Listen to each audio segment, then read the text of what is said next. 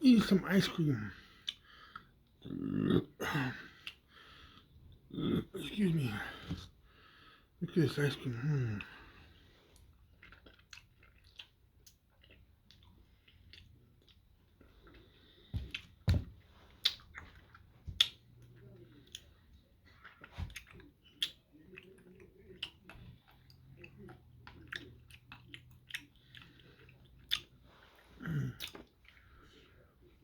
Chocolate fudge swirl. It's good stuff.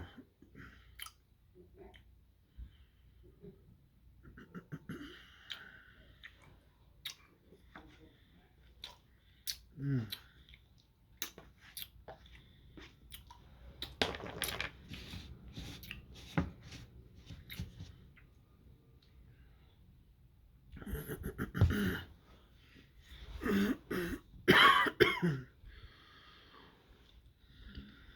Mm.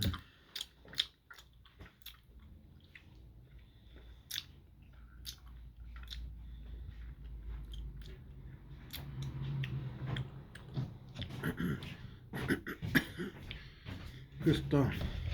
Maybe Yeah. maybe people want to watch me eat ice cream. There you go. Yeah. Nobody's gonna watch my video. There you go. Ice cream critic. Mmm. You Oh, know flavors and you tell them, what you think of it. oh yeah. Ice cream critic. Yeah. Ice cream lover channel. Yum yum. Ice cream. Ice cream. Oh. Wow. What am I thinking?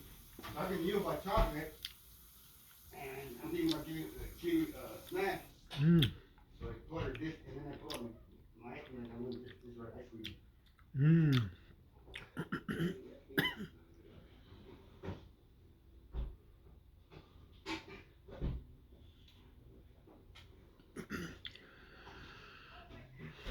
Ice cream.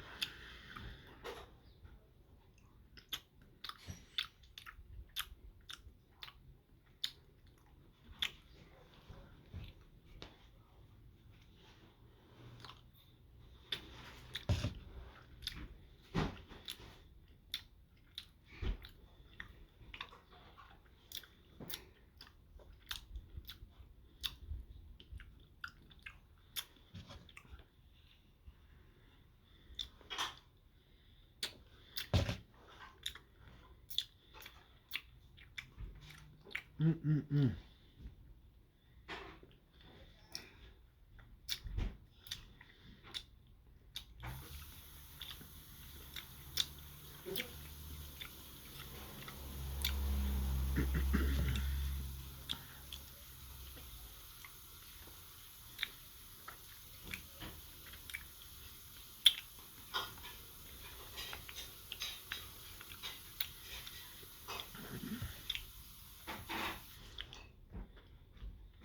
mm mm.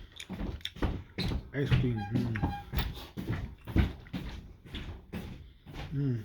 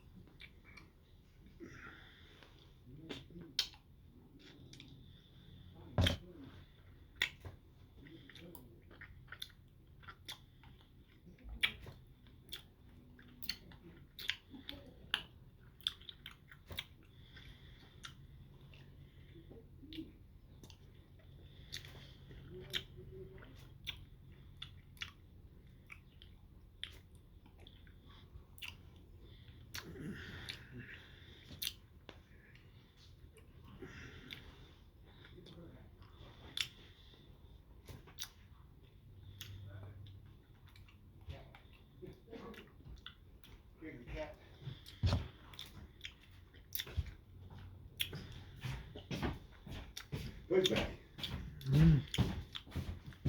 The back.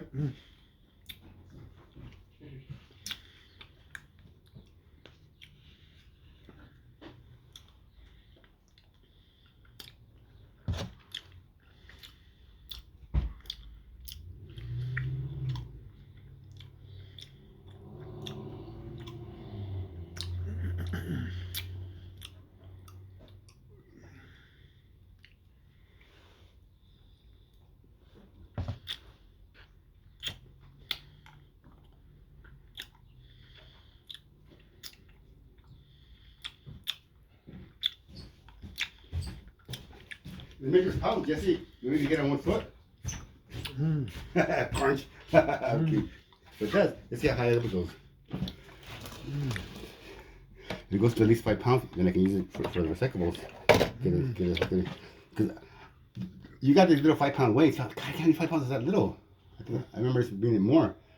I put 2 5-pounds like that, and then I put the bags like that, and the bags got heavier. So I got more than 10 pounds. It doesn't feel like it. I mean, it didn't look like it. I don't think, but. Recycle. Wow, yeah. This is 9.4 pounds. Oh yeah. I second way my recyclables. Cool.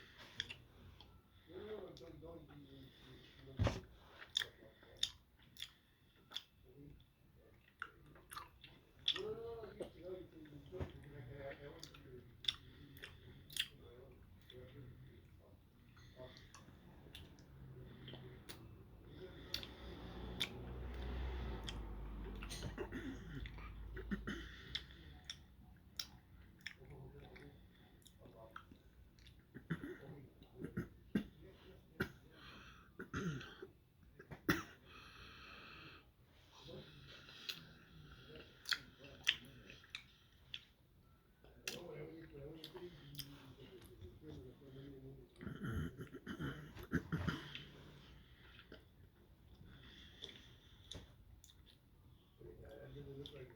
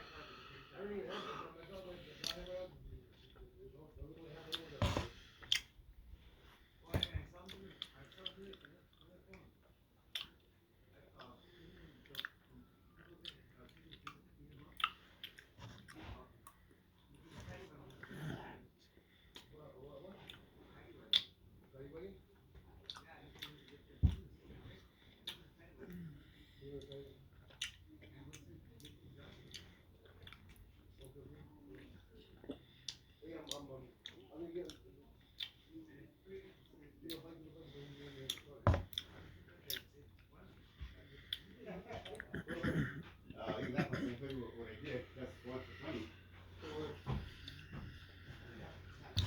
Get a link, that was 5 pounds, 25. Half a pound. You have the right measurement? Oh, no, I'm just saying, yeah, no, I'm saying though.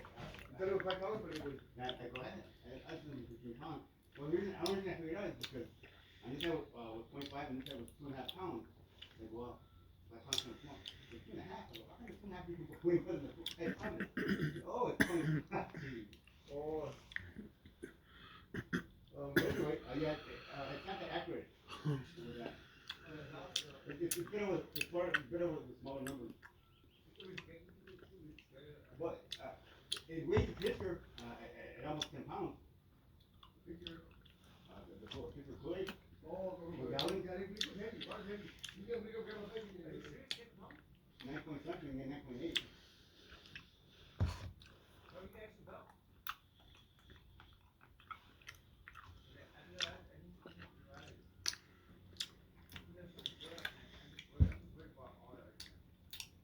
We got 2 good belts and 1 social belt. You want the social belt?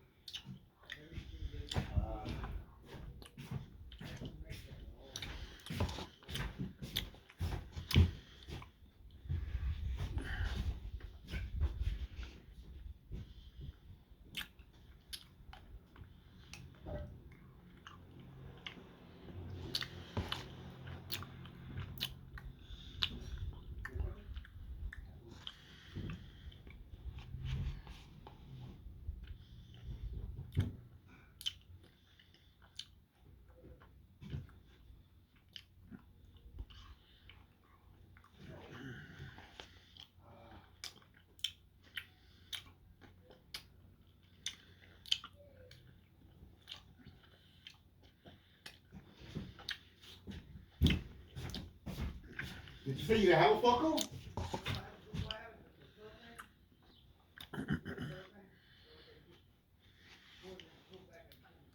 It's a buckle then. Well, there's some kind of buckle in it. So if you have a leather belt with a flap, you can stick it in.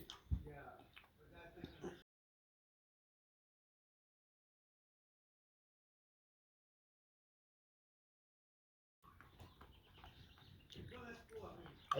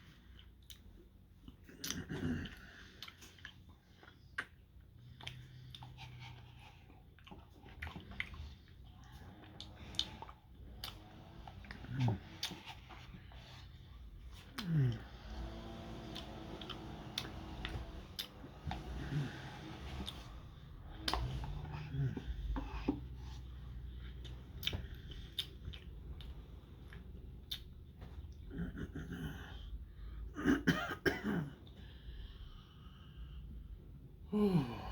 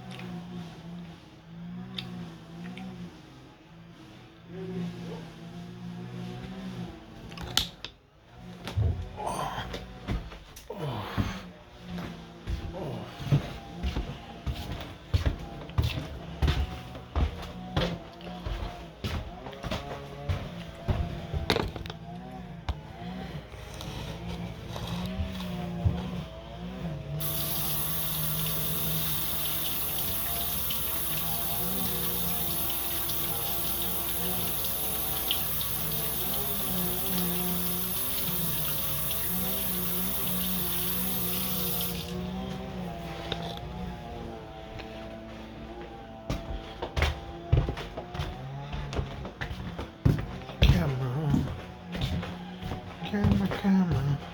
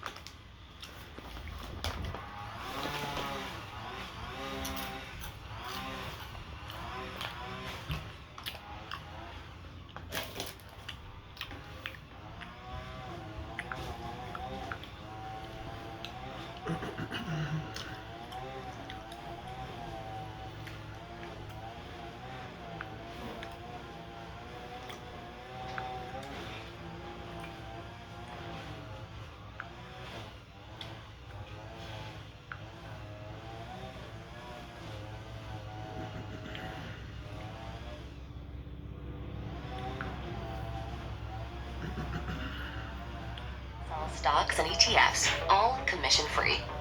Getting started is easy. There is something about today in the end of the legislative session that doesn't feel like an exclamation point for DeSantis 2024. This feels like as successful as the session itself might have been. Everything that happened sort of surrounding it really seemed to deflate the DeSantis presidential balloon a little bit. How do they feel in Tallahassee? Right now, I think they're hoping to use this as a bit of a reset because obviously Governor DeSantis has had a bad couple months. Trump's attacked him, almost daily at times. His poll numbers have tanked, but he has gotten, as you just mentioned, there's some really big wins, and essentially his entire agenda has been given to him by a relatively compliant Republican legislature here. So what we're going to see, I think, over the next few weeks is DeSantis going across the state, doing high-profile bill signings, and sort of touting his agenda in a bit of a victory lap, an in-state victory lap, leading up to probably an early June presidential launch, which I think everyone thinks is still coming, and they're hoping to sort of recapture that momentum. Chuck, I'm down here in Brownsville, Texas, along the Rio Grande, where just this morning in this sector, they apprehended over 2,300 migrants. Some of those migrants are back here now, even some children crossing now because they think this is the time to come. Of course, we expect even more migrants to be in this area and across the southern border next week when those COVID-19 restrictions known as Title 42 lift and more migrants will be allowed to come into the United States to claim asylum. But border leaders who came down here from Homeland Security said not so fast. In fact, they're going to make more restrictive policies that'll start next week to restrict asylum access. And anyone who didn't first make a claim for asylum in a country they passed through on their way here could be deemed ineligible unless they meet certain criteria. By and large, though, these border communities are saying that they are preparing for a record-breaking surge. In fact, in Brownsville right here, they've declared a state of emergency. The sheriff here says they need more federal support. In El Paso, Texas, they have over 1,000 migrants sleeping on the street. Again, this is ahead of the surge. So today, the Secretary of Homeland Security, Alejandro Mayorkas, visited this very spot where I'm standing and spoke to the press, and he also spoke to members of Border Patrol and people who will be enforcing these policies, the border policies, especially come next week during that surge. I asked him if he's worried about Title 42 lifting, and I asked him if our border is secure. Here's what he had to say.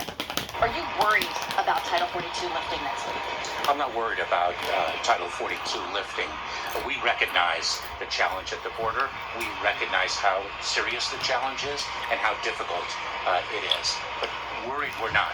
Our responsibility is to plan and to execute on those plans, and that is indeed what we have done and continue to do. Is our border secure? Our border is secure. Border is secure because we are maximizing our resources to deliver the most effective results to our border with the most extraordinary workforce in the world. Thanks for watching our YouTube channel. Follow today's top stories and breaking news by downloading the NBC News app.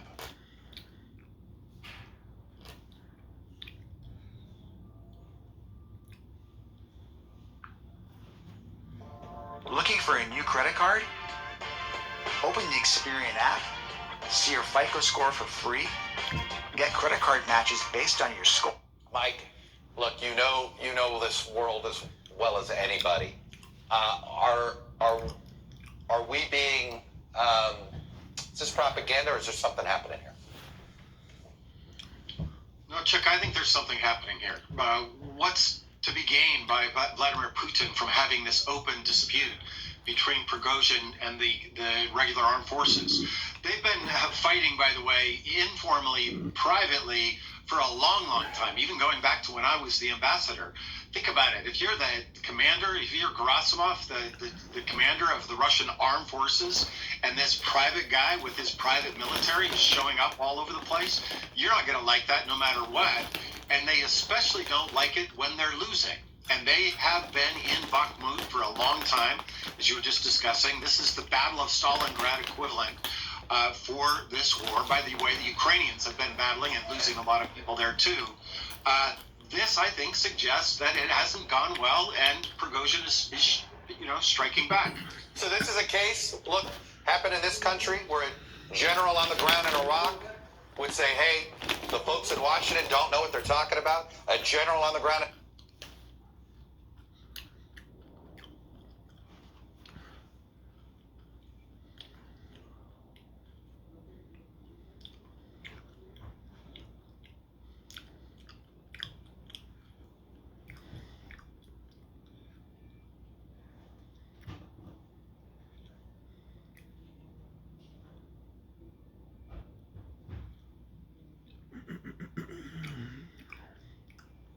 Marco, huh? Are you getting ready?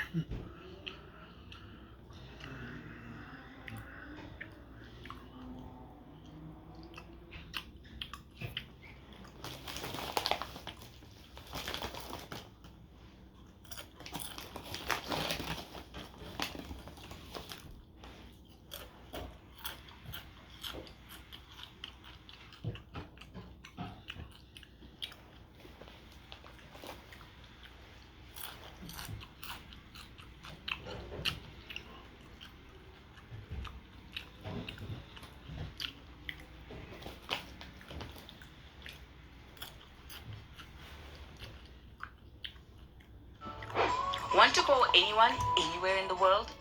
Here's how with Talk 360. Enter the number you want to dial on the keypad. A country identifier will appear underneath the number with the country's rate next to its name. Tap the green call button to make your call. Alternatively, choose numbers saved on your phone's contact list by tapping on the contact icon at the bottom of the app. We are being joined by James Jackson, who's a journalist and also a political analyst, and he's joining us live from Berlin. Now, Mr. Jackson, we've all heard what Yevgeny Prigozhin has said, and we also saw the pretty disturbing video where he was seen standing amidst corpses. One assumes that these are dead Wagner soldiers who are fighting in Bakhmut. Now, the Wagner chief says that the reason why the Wagner mercenaries are dying, and dying so quickly on the battlefields of Ukraine, is because the Russians' defense minister, Sergei Shoigu, and the top staff are not supplying them with adequate ammunition to fight in Ukraine. What do you make of this? I think what we're seeing here is a divide within Russia's military. Now, this divide's been there for a long time, but I think that Prigozhin is trying to use this and trying to reach out and make them, because he also described the Wagner Group as the heroes of Russia, standing in Russia's defense. So the Wagner Group is quite an interesting company.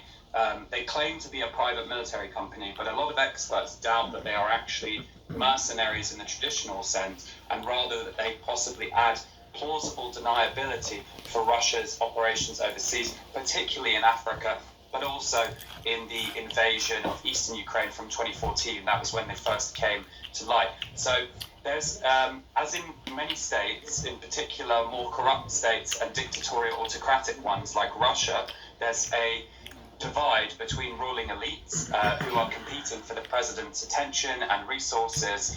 And in this case, we see that although Prigozhin claims not to have been given enough ammunition, I think he's probably right there. The Wagner Group haven't been given very much ammunition. And it is clear that they are recruiting people from prisons, volunteers from prisons, as well as other places, just for very small amounts of money, and sending them out in waves and waves to die. Now, that is partly a strategy of attrition from the Wagner Group themselves, because it was very easy for them to get these troops, as I said, many of them literally from prisons, where they've been told they can become free, they can get their freedom if they fight to defend Russia, and then they just send them out in human waves. So it could be 10 to 1. And they get shot and destroyed by Ukrainians. But other reports say that actually Ukraine is running out of ammunition, particularly for artillery, and that the Russian artillery is doing quite well in the region. So it could be that the traditional Russian forces are being given the artillery by Shoigu and Gerasimov, whereas the Wagner troops are just being used as sort of human cannon fodder, effectively. And Prigozhin is going out and complaining about that, making his complaints public again. Whether they will actually retreat from Bakhmut is something that we should doubt. This, I think, is about the internal game in the Kremlin, about getting people to back him and to stop losing so many troops, because it is clear that Wagner troops are dying as an attempt, like a crazy race of attrition. Absolutely indeed. Now, also the fact that, the Wagner chief has lashed out against the defense minister, Sergei Shoigu, and also the chief of staff there, Gerasimov. These are men appointed directly by Vladimir Putin. So, in a sense, is the Wagner chief now disagreeing with the strategy that Vladimir Putin has employed for the Ukraine war? I think that's a great question. I think in this case, he's never criticised Putin, and he never would. What he's saying, but you could understand this video message as a message to Putin directly. And he's saying, my forces get it done, but my forces are dying. You should trust me and not Shoigu and Gerasimov. And there's been a long-running rivalry between them. You see that in many kinds of dictatorial regimes, with elites competing against each other. But of course, if they're intelligent and they know how the Kremlin operates, they would never come out and criticize Putin. So he's really making an appeal to Putin. I think you can understand this video as a direct appeal to Putin, as well as fans in Russia, and a criticism of Shoigu. And there are questions of how much Putin trusts Shoigu. He would be a potential rival, leadership rival, so then he might want to overthrow him at some point down the line. Some people, the Russia experts, have speculated. All right, very interesting. Thank you very much indeed, Mr. Jackson, for joining us and getting us all those details there. Thanks for having me. WION is now available in your country. Download the app now and get all the news on the move. This ancient Okinawa ginkgo hack lets you balance your sugar level even when you eat sweets. Everyone with diabetes type 2 must see this video. It shows that everything US doctors thought they know about diabetes is wrong. So watch this video now. You are almost there to hear the secret that supports healthy blood sugar and a faster, fat-torching metabolism. This recent discovery attacks the real root cause of type 2 diabetes, especially for those above 45. It has helped already thousands of women and men to effortlessly balance their blood sugar easily and naturally within days. It involves no crazy diets, no exercise, and absolutely no medication. This top scientist from Yale has discovered this amazing 30-second hack from the Okinawa ginkgo tree. The real root cause of high blood sugar has nothing to do with eating carbs or sugar or even genetics. While most medications can keep the symptoms of diabetes at bay, they don't treat the root cause of the problem. So stop everything you're doing and click the link below to watch a short free special video. This explains exactly how to manage type 2 diabetes quickly, easily, and naturally. Over 63,800 people are already using this crazy hack. They are also losing pounds after pounds of diabetic fat, and this number is growing tremendously every single day. It has worked so well that greedy CEOs in the pharma industry are scrambling to keep this secret to protect their billion-dollar profits. Let me show you how everyone who's trying this is getting naturally and easily managing their blood sugar, and why this is the most powerful type 2 diabetes solution on the planet. Click below to watch this powerful and life-changing presentation before it's taken down.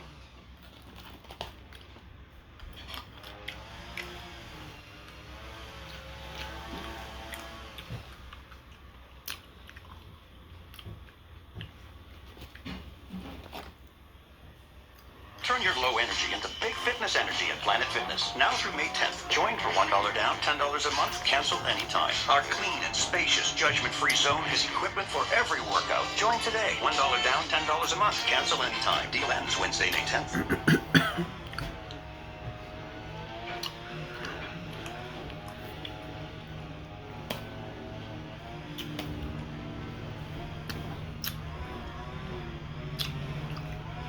This morning, the Wagner military group is threatening to leave Ukrainian city of Bakhmut. This is in the eastern part of the country where we've seen some of the fiercest fighting. Wagner's leader, Yevgeny Prigozhin, says his troops are running out of ammunition. So this private military group has played a key role in Russia's war in Ukraine. But they've also been engaged in this backroom bickering with the Russian Defense Ministry. With me now is retired U.S. Army Brigadier General Steve Anderson. General, thanks so much for being with us. Two questions about this claim from the Wagner group here. Number one, and I'm not sure we believe it, first of all, but if Wagner did pull out of Bakhmut, what would that mean for the military situation there? But two, and perhaps more importantly, what does this bickering tell us about discipline and coordination inside the Russian military? Well, thank you, John. What it tells us is that it's a really bad army, and they've got a lot of issues. I mean, mercenaries make great security guards. They don't make good soldiers, and we're seeing that play out right here. I mean, obviously, this would be a terrible blow to the Russian military. They're trying to fight for the city of Bakhmut. You can imagine General Patton in the middle of his assault in Germany in 1944 and said, hey, you know, I'm not getting all the ammo I need. I'm pulling the Third Army out of this fight here. I mean, it's ridiculous. It just shows how poorly led, how poorly equipped, how poorly trained, and what a bad army that the Russian army is. They're 10 years away from being a competent fighting force.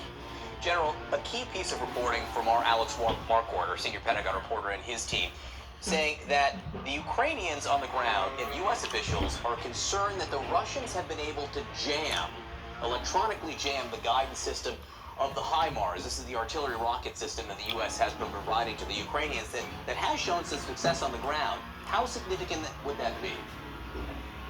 Well, it is significant. I mean, you need the HIMARS to conduct the deep strikes that they're going to need. I mean, if they're going to conduct a counteroffensive, they're going to have to achieve a breakthrough somewhere, and they're going to have to use their superior maneuver and their ability to integrate indirect fire, direct fire, and aviation. And of course, HIMARS is a very key component of this indirect fire capability. My big concern with the HIMARS is the maintenance requirements. I mean, my understanding is that many of them, perhaps as much as 50%, are not operational. We don't have the maintenance capability and the repair parts to keep those things operational. The jamming, though, of course, is an issue. We just need more HIMARS systems, and we need to use those HIMARS systems effectively, and that means maintaining them appropriately. You talked about this potential Ukrainian counteroffensive here. I have a map of Ukraine. I just want to show people the Dnieper River here, which is this key, one of the world's key waterways, but a strategically important waterway in Ukraine right now. You can see it divides the Ukrainian forces and the Russian forces toward the south of the country. Where do you think it would be important for Ukraine to strike, if it can? Well, they've got about a 400-mile front there. The good news is the Russians are spread thin, and what they've got to do, they've got to find one place, a weakness in that front, and they need to penetrate.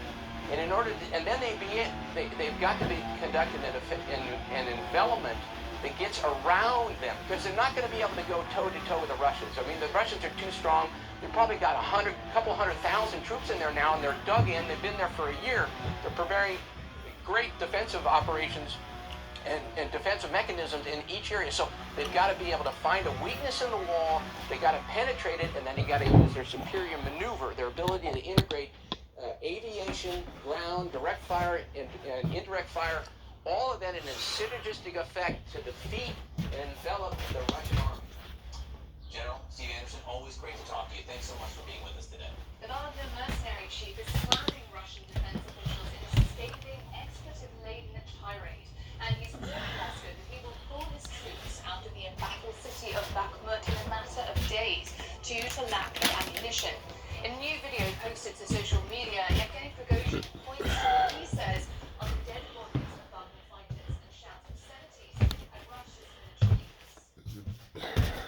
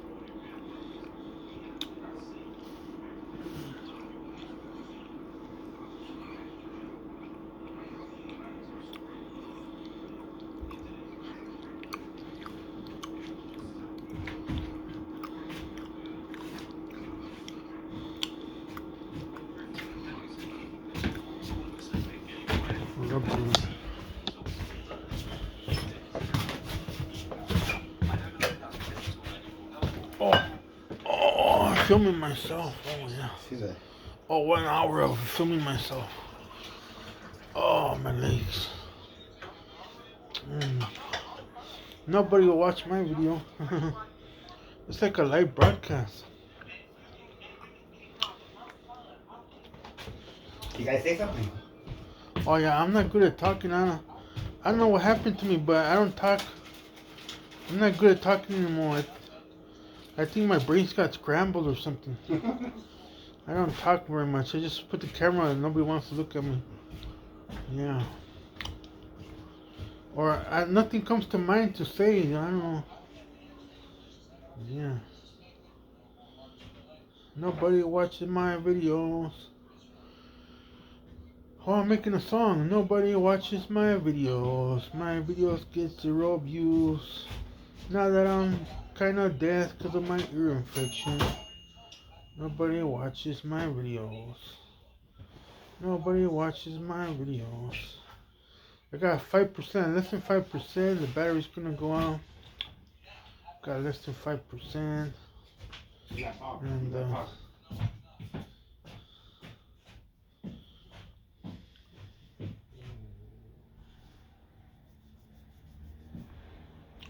oh, my head itches.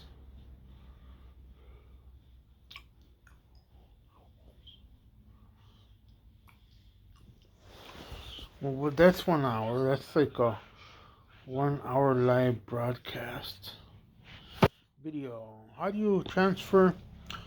How do you get audio from audio and turn it into a video? There's an app. There's an app that does that, but it takes forever to turn it into a video. And do I look sick?